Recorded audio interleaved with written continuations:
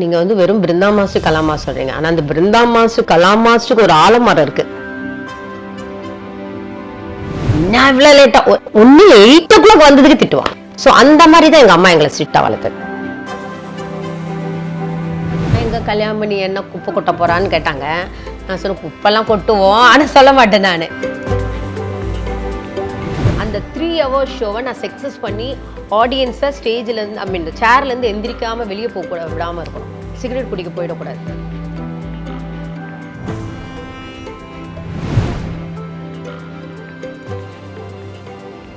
நீங்க வந்து இந்த இண்டஸ்ட்ரிக்குள்ள வரும்பொழுது நீங்களாகட்டும் இல்லை உங்கள் சிஸ்டர்ஸ் ஆகட்டும் எல்லாமே வந்து லைக் நிறைய ஸ்ட்ரகிள் எல்லாம் தாண்டி தான் வந்திருப்பீங்க. So how was your journey being a woman? நீங்கள் வந்து உங்களுடைய ஆரம்ப காலகட்டத்திலேருந்து இப்போ இங்கே வந்து நின்று பார்க்கும்போது எப்படி இருக்கு? How was the journey? நான் மாஸ்டர் ஆனது 90s, பட் அசிஸ்டண்ட் ஆனது 80s. ஸோ நான் வந்த டைம் எல்லாம் வந்து ஒரு லேடிஸ் வந்து ரொம்ப கம்மி. இப்போ நீங்க பாத்தீங்கன்னா அன்னைக்கு புலியூர் சரோஜா மாஸ்டர் இருப்பாங்க, தாரா மாஸ்டர், 2 பேர், ஒரு 2-3 மாஸ்டர்ஸ் இருக்காங்க.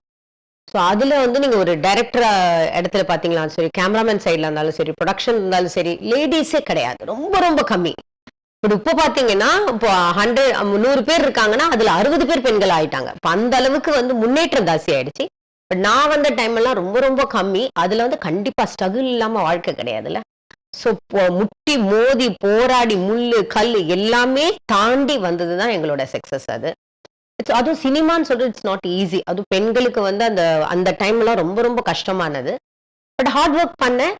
அது வந்து கண்டிப்பா ட்ரூவா இருந்தோம். நம்ம ஒர்க்கு என்கிட்ட அந்த சின்சியர் இருந்தது. ஏன்னா பேசிக்கலி கிளாசிக்கல் டான்ஸ்ல இருந்து வந்ததுனால அதுல வந்து ஹார்ட் ஒர்க் பண்ணனால அதுல போய் சக்சஸ் முடியுது. ஓகே, ஸோ நீங்களும் சரி பிருந்தா மாஸ்டரும் சரி லைக் தெரியாதவங்களுக்கு லைக் அவங்களோட சிஸ்டர்ஸ் பீங் லைக் நீங்கள் இந்த அளவுக்கு வந்து இண்டஸ்ட்ரியில் வந்து இவ்வளோ ஒரு நடனத்துறையில் வந்து நீங்கள் இவ்வளோ சாதனைகள் புரிகிறதுக்கு இந்த நடனம் அப்படின்ற ஒரு விஷயம் உங்களுக்கு ஆல்ரெடி பிளட்ல ஊர்ன ஒரு விஷயமா, இல்லை வந்து இது எங்கிருந்து வந்து உங்களுக்கு இந்த தாக்கம் ஏற்படுது? நீங்க வந்து வெறும் பிருந்தா மாஸ்டர் கலா மாஸ்டர் சொல்றீங்க. ஆனா அந்த பிருந்தா மாஸ்டர் கலா மாஸ்டருக்கு ஒரு ஆலமரம் இருக்கு. அது யாருக்குமே கண்டிப்பா தெரியும். உங்களுக்கு தெரியுமா தெரியாதா தெரியல. Raghu master of course. ஏன்னா ரகு மாஸ்டருடைய ஃபேமிலி உங்களுக்கு தெரியும். பத்மா சுப்ரமணியமுடைய மேடமுடைய அக்கா பையன் தான் வந்து ரகு மாஸ்டர். ஸோ என்னுடைய செகண்ட் சிஸ்டர் கிரிஜா மாஸ்டர் இல்லாம இந்த கலா மாஸ்டர் கிடையாது, பிருந்தா மாஸ்டர் கிடையாது. ஸோ ஆணி மெயின் வேறே அங்கதான், மெயின் ஆலமரமே அங்கதான். ஸோ அக்கா தான் வந்து எங்களை கூட்டிட்டு வந்து, அதாவது நான் வந்து அழுது சண்டைக்கு வந்தது சினிமா ஃபீல்ட்ல. பிருந்தா வந்து பிருந்தா வந்து படிச்சுட்டு இருந்தனால அந்த 2 ஷூட்டிங் வந்தனால அவ அப்படி போனா. பட் நான் வந்து எனக்கு சினிமால தான் என்ட்ரு ஆனோம், படிப்பு 0, இதுதான் என்ட்ரு ஆகணும்னு சொல்லிட்டு அப்படி வந்ததுதான் நானு.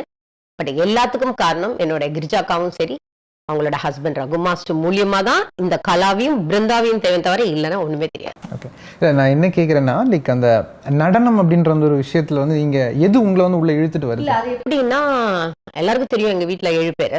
எங்க கிரிஜா மாஸ்டர் வந்து ரொம்ப அம்மா வந்து சென்னைக்கு வந்ததே வந்து கிரிஜா மாஸ்டர் ரொம்ப அழகா இருப்பாங்க.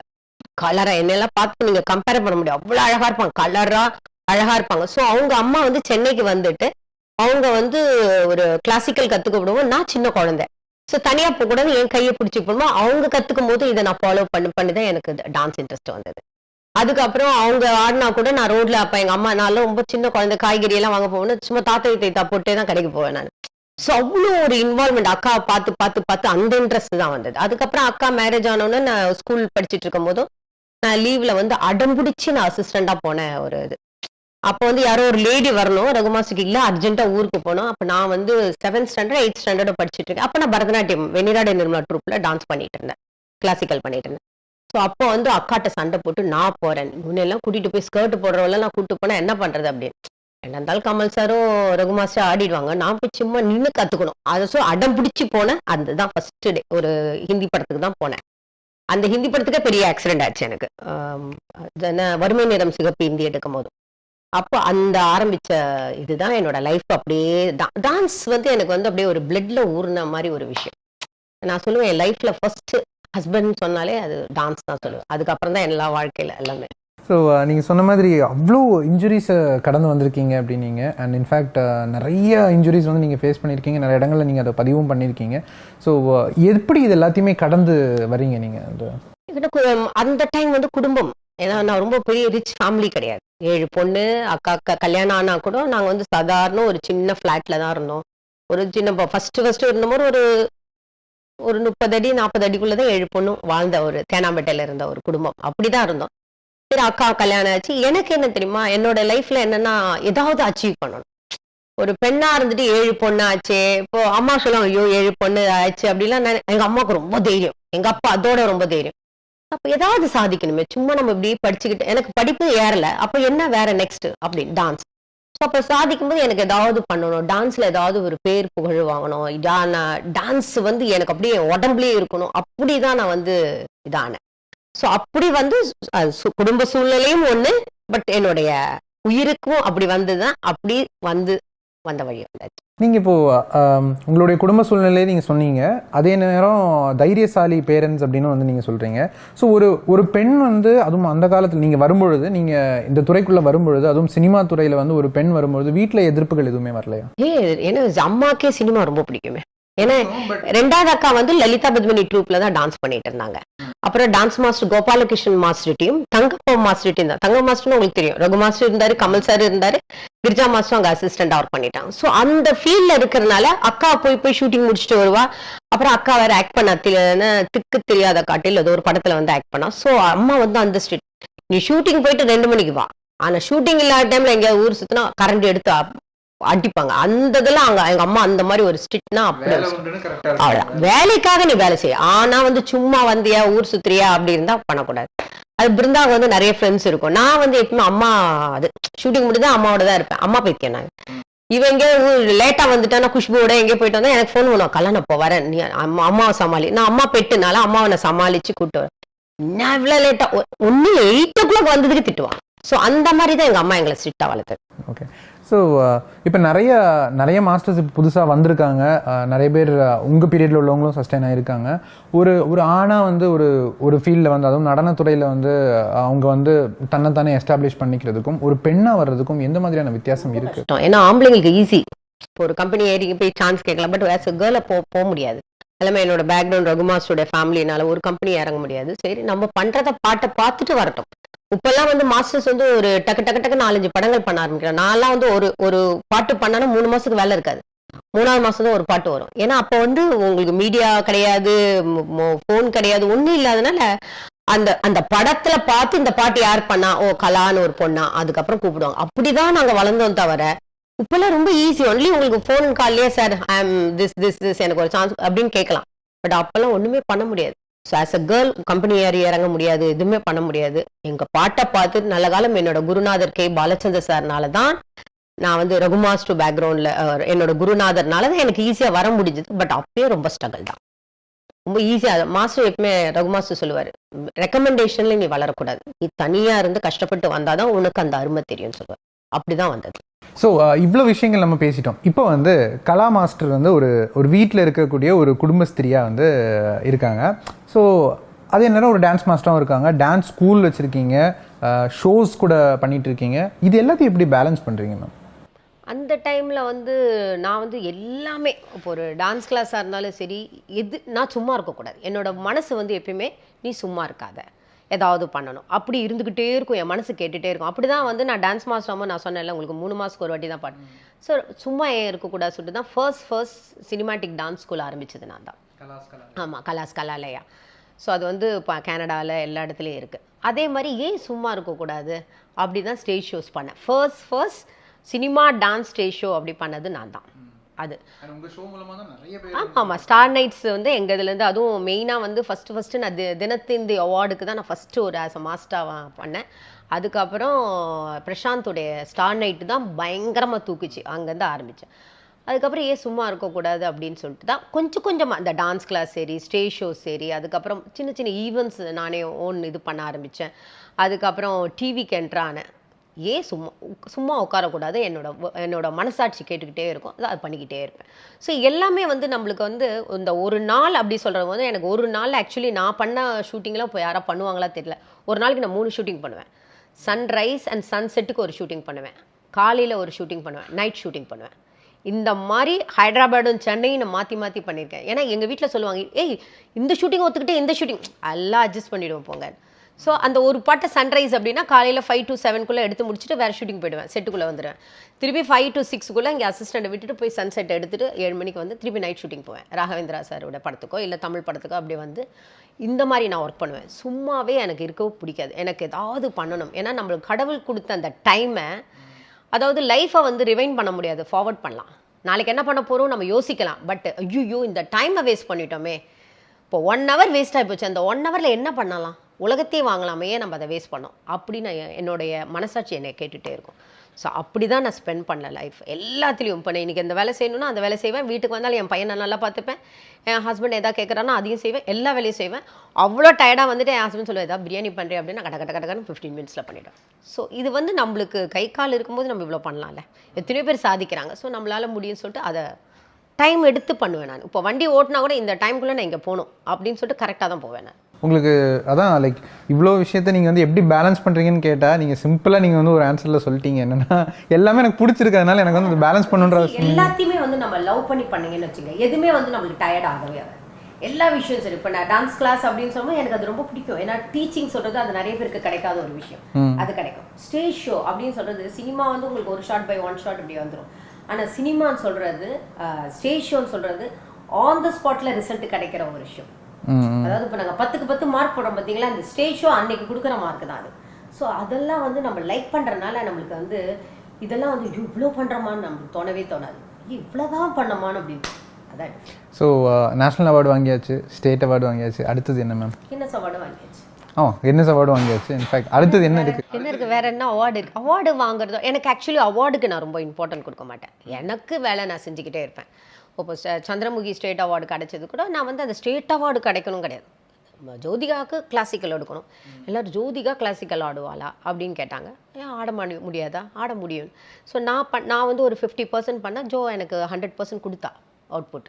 அந்த மாதிரி அதே மாதிரி நேஷ்னல் அவார்டு வந்து அதே மாதிரி ஒரு கிளாசிக்கல் இளையராஜா சாருடைய சாங்கு. அது வந்து அந்த படத்துக்கு ஃபர்ஸ்ட் நான் லைஃப்பில் 25 நாள் கொடுத்த ஒரு படம். அது ஃபுல்லாக டான்ஸ் சப்ஜெக்ட்டு. ஸோ நான் அந்த ஸ்டேட் அவார்டு அது எனக்கு கரெக்டாக நேஷ்னல் அவார்டு சாங் பண்ணும்போது 2 ஷூட்டிங் பண்ணுவேன். இப்போ டேரக்டர் அசிஸ்டன்ட் டேரக்டர் இந்த கலாமாஸ் இப்படி சுற்றுனாங்கன்னா இது படமே டான்ஸ் சப்ஜெக்ட் ஆச்சு, இப்படி போகிறாங்களே அப்படின்னு அசிஸ்டன்ட் டேரக்டர் வந்து என்கிட்ட சொல்லிட்டான். இந்த மாதிரி டைரக்டர் ஃபீல் பண்ணார். நான் சொன்னேன் சார் ஃபீல் பண்ணாதீங்க, அது படம் அந்த பாட்டுக்கு தான் எனக்கு நேஷ்னல் அவார்டு கிடச்சிது. ஸோ இது வந்து எனக்கு எப்படின்னா அவார்டுக்கு இம்பார்ட்டன்ட் இல்லை, என் வேலை நான் செஞ்சுட்டு போகிறேன், அவார்டு என்னை தேடி வருது. கின்னஸ் ஆனால் கின்னஸ்க்கு வந்து நான் ரொம்ப உழைச்சேன், 6 மாதம் தூக்கம் இல்லாமல் ஆச்சு. ஏன்னா அது பயங்கர தடங்கள் வந்தது, ஒரு பெண்ணால் எப்படி சாதிப்பான்னு அப்படி நிறைய இருந்தது. பட் அதை போட்டு தூங்காமல் 6 மாதம் கையில் கிடைக்கிற வரைக்கும் தூங்காமல் நான் ரொம்ப கஷ்டப்பட்டது. அந்த டாக்ஸ் எல்லாத்தையும் உடச்சிட்டிங்கல்ல. ஏன்னா அந்த கின்னஸ் கிடைக்கலன்னு வச்சுக்கோங்க, அப்புறம் அந்த ஸ்டேட் அவார்டு நேஷ்னல் அவார்டு வாங்கினது எல்லாமே கெட்ட பேர் வந்துடும். அதுதான் மெயின் இது.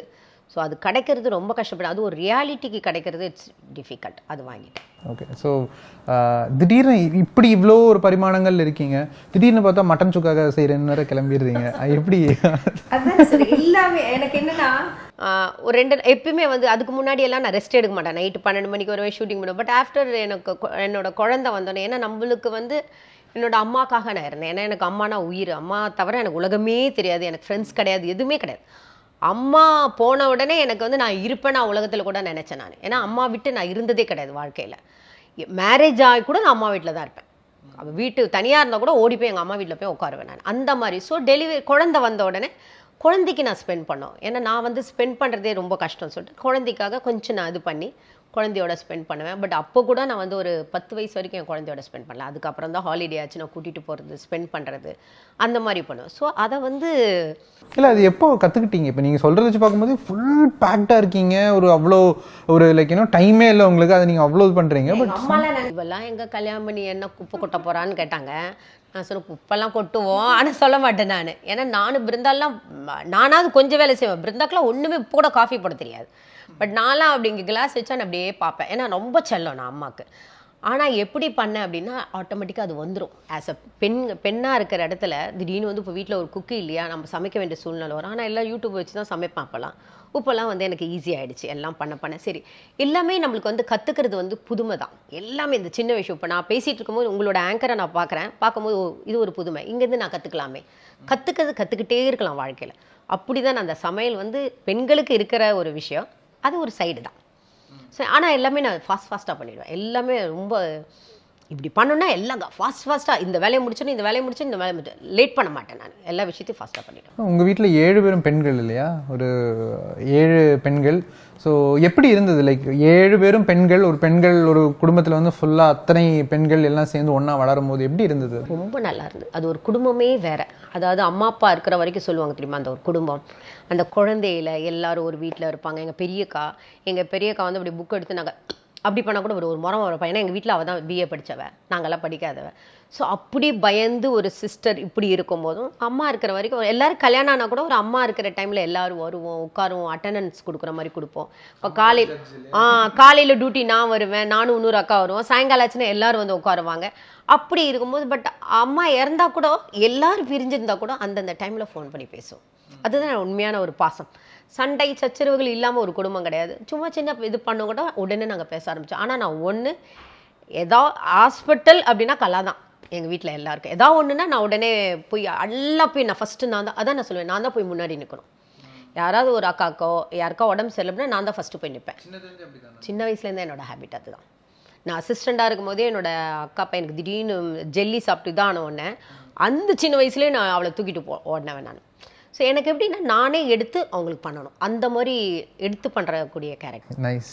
ஸோ நீங்களும் பிருந்தா மாஸ்டரும் என்னைக்காவது லைக் ஒரு டான்ஸ் ரீதியான ஒரு போட்டி அது வேற, பட் என்னைக்காவது ரியலாகவே வந்து பார்த்துக்கலாம் அந்த சவால்? எங்களுக்கு அந்த மாதிரி ஹேபிட்டே கிடையாது. ஏன்னா கிரிஜா மாஸ்டர் ஆகும்போதும் அவங்க வேற, அதுக்கப்புறம் நான் வந்தபோது நான் பிருந்தாவும் அசிஸ்டண்ட்டாக இருந்தேன். அதுக்கப்புறம் இந்த ஒரு விஷயத்தில் காட் கிரேஸ் எங்களுக்கு அது சண்டை வந்தது கிடையாது, ஒரு பொறாமை கிடையாது, போட்டி கிடையாது.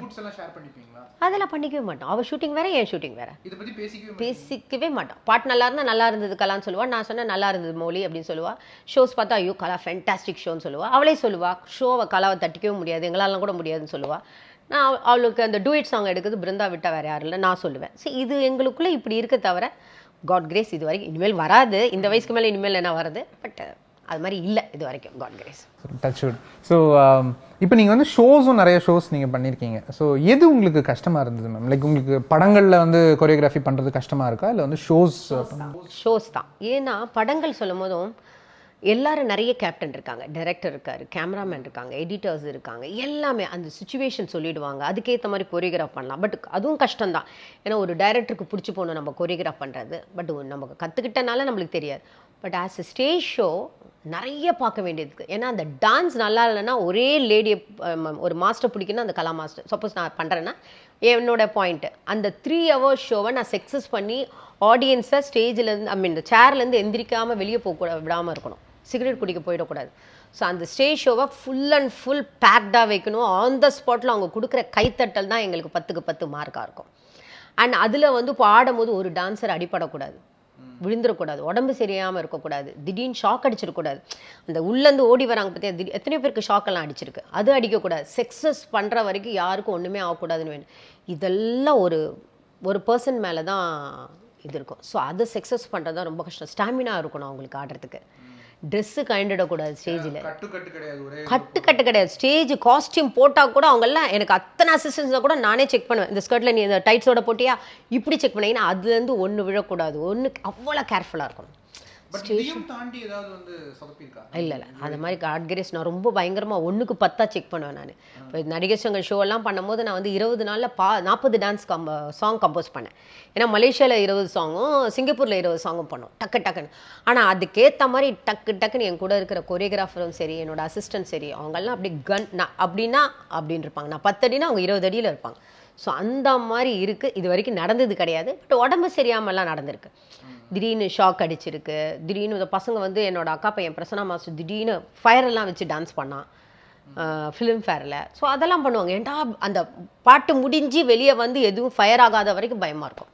இந்த ரிஸ்கெல்லாம் நிறைய நடந்தது. அது நீங்கள் சொன்ன மாதிரி அந்த ரெஸ்பான்சிபிலிட்டியை எடுத்து பண்ணுறது ரொம்ப பெரிய விஷயம். அண்ட் நான் நினைக்கிறேன் நீங்கள் தான் இந்த டான்ஸ் ஷோஸ்லலாம் வந்து அது ரியாலிட்டி ஷோஸில் வந்து ரொம்ப கொலாய்க்கலாக பேசக்கூடிய ஒரு ஜட்ஜ் நீங்கள் தான் நினைக்கிறேன்ல. என்னடா சொதப்பிட்ட அப்படின்வீங்க, இல்லை நல்லா இருந்துச்சுன்னா செமையா பண்ணிட்டடா, இல்லை கிழிச்சிட்டடா, எல்லாமே வந்து நீங்கள் வந்து ரொம்ப இதாக சொல்லுவீங்க அப்படின்றது. அது வந்து எனக்கு எப்பயுமே நான் ஒரு ரியாலிட்டி எடுக்கும்போது கேஷுவலாக இருக்கணும். என்கிட்ட ஃபஸ்ட்டு கொடுக்கும்போது அப்படி தான் நான் பேசினது. ரொம்ப ஜாலியாக இருக்கணும். அது இல்லாமல் எல்லாம் என் பசங்க, ஸோ வாடா போடான்னு பேசுறது, அதுங்களுக்கு தெரியும் நான் கோவமாக இருந்தால் டே போடா வெளியே அப்படின்னு சொல்லுவேன், திடீர்னு வாடா அப்படின்னு சொல்லி கட்டி பிடிப்பேன். ஸோ அந்த பசங்க என் கூடயே 15 இயர்ஸ் இருந்து பழகினனால அந்த டான்ஸ் ஷோவும் சரி அவங்க தான் நான் பண்ணுறாங்க. ஸோ அவங்கக்கிட்ட அந்த கேஷுவலாக பேசுறது அது மாதிரி நடந்திருக்கு. ஓகே. ஸோ இதனாலே வந்து உங்களுக்கு ஃபேன்ஸுமே வந்திருந்தாங்க, லைக் உங்களோட ஃபேன் பேஸே வந்து இந்த ஒரு கேஷுவலாக நீங்கள் சினிமாவோட ஆஸ் ரியாலிட்டியில் தான் எனக்கு வந்து குக் கிராமம்னு சொல்லுவாங்க தெரியுமா, அந்த பட்டு கிராமத்தில் கூட எனக்கு ஃபேன்ஸ் இருந்தது. நான் வந்து கண்ணால் பார்த்தேன். மூணாரில் ஒரு ஷூட்டிங் போனேன். அந்த கிராமத்தில் லைட்டே கிடையாது. என் வாய்ஸை கேட்டு ஒரு பாட்டி ஓடி வந்தா, ஒரு 90 வயசு இருக்கும் அந்த பொம்பளை, அப்படி குட்டு காடு. அவங்களாம் கிராமத்தில் நல்ல சுறுசுறுப்பு. ஏம்மா நீ தானே அந்த டிவியில் பேசுகிற கலா பொண்ணு அப்படின்னு கேட்டான். நான் அப்படியே ஷாக் ஆகிட்டேன். இந்த ஏரியாவில் லைட்டே இல்லை, என் வாய்ஸ் எப்படி கண்டுபிடி. என்ன பாட்டினா, என் பேத்தி வீட்டுக்கு போவோம்மா, அங்கே பார்ப்பேன் உன்னோட இது, என்ன அழகாக பேசுகிற நீ, இன்னும் 7 பொண்ணு வீடா. ஸோ அங்கே போய் ரீச் ஆகுது, இட்ஸ் நாட் ஈஸி. ஸோ அது ஒரு ரியாலிட்டி தான் வந்து எனக்கு இந்த கலான்னு ஒரு பேரை உயர்த்தி காமிச்சது. ஓகே. இன்னொரு முக்கியமான விஷயம் மேம், எனக்கு அப்பத்துலேருந்து, அதாவது இந்த இன்டர்வியூ ஸ்டார்ட் பண்ணதுலேருந்து இப்போ வரைக்கும் நான் நோட் பண்ண ஒரு விஷயம், பீங் அன் ஆங்கர் எனக்கு கூட என்னை விட என்ன மாதிரி நிறைய ஆங்கர்ஸ்க்கு கூட எங்கே ஓவர்லேப் ஆகக்கூடாது, எங்கே ரன் த்ரூ பண்ணணும், எங்கே பார்த்து பேசணும், எல்லாம் அந்த ஒரு கேமரா ப்ரெசன்ஸ் வந்து எங்களுக்கே வந்து நாங்களே இன்னும் கற்றுட்டு தான் இருக்கோம். உங்களுக்கு அப்படி வச்சுருக்கீங்க நீங்கள். ஸோ இது எப்படி உங்களுக்கு வந்து நீங்கள் அடாப்ட் பண்ணீங்க? பழக்கம். ஏன்னா நான் அசிஸ்டண்ட்டாக இருந்து இப்போ டான்ஸ் ரியாலிட்டி வந்து என்னோட ஃபஸ்ட் டைம். இப்போ நீங்கள் வந்து பார்த்தீங்கன்னா மற்ற இதிலெல்லாம் பார்த்தா அவங்களுக்கு வந்து இந்த டாக்கே இருக்கும் பேசுறதுக்கு, இதுதான் பேசணும். எங்கள் இதில் அப்படி கிடையவே கிடையாது. எங்களுக்கெல்லாம் கரெக்டாக இவன் பேசுனா எனக்கு அவன் எப்போ பாஸ் பண்ணுறான்னு எனக்கு டக்குன்னு நான் பேசுவேன். ஓவர்லேப்பில் நான் பேச மாட்டேன். இதெல்லாம் வந்து நம்ம பழகினது தான். அப்படியே யூஸாக இப்போ நீங்கள் பேசுகிற வரைக்கும் நான் அப்படியே பண்ணேன். நீங்கள் முடித்தோன்னே நான் பேசணும். ஓவர்லேப்பில் பேசலாம், அதாவது இம்பார்ட்டன்ட் மேட்டரில் பேசலாம். ஸோ என்னுடைய ஆங்கர்ஸ் கூட என்னென்னா அவங்க எப்படி எழுதி கொடுங்க ஆண்டி, இல்லைன்னா மாஸ்டர் எழுதி கொடுங்க. நீ என்ன பேசுகிற பேசு, உன்னுடைய டேலண்ட்டை தான் வெளியே வரணும் தவிர நான் பேசி நீ அதை பேசக்கூடாது. அப்படி தான் நீ வரணும்னா அப்படி தான் அவங்கெல்லாம் வெளியே வந்தாங்க நிறைய ஆங்கர்ஸ். இப்போ ஃபார் எக்ஸாம்பிள் நான் ஜூலியை கூட்டிகிட்டு வந்தேன். பாவம் அந்த பொண்ணை நிறைய பேர் இது பண்ணாங்க. சரி உன்னோட டேலண்ட்டை நீ வெளியே கொண்டு வா, உனக்கு எவ்வளோ இது இருந்தாலும் பரவாயில்ல கொண்டு வா. ஸோ இப்படி வந்து அது நம்ம பழகிடுச்சு. அது பண்ணி பண்ணி பண்ணி பண்ணி அவங்களோட டேலண்ட்டை கொண்டு வரதுல எனக்கு பழகிடுச்சு. ஸோ இப்போது நீங்கள் ரியாலிட்டி ஷோஸ் எல்லாமே பார்க்குறது உண்டா? எல்லாமே பார்ப்பேன். பட் எனக்கு ஈஸியாக தெரியும் எது தான் டாக் பேக் இது பண்ணுறாங்க, எது தான் இது ஆன் த ஸ்பாட்டில் பண்ணுறாங்கன்னு எனக்கு க்ளீனாக தெரியும். பார்த்தாலே தெரிஞ்சிடுமா? ஈஸியாக. ஏன்னா நாங்கள் ஒரு பெரிய யூஸ்டு இல்லை, 12 வயசுலேருந்து இப்படியே இருந்து 30 வருஷமாக சினிமா ஃபீல்டில் இருக்கோம்.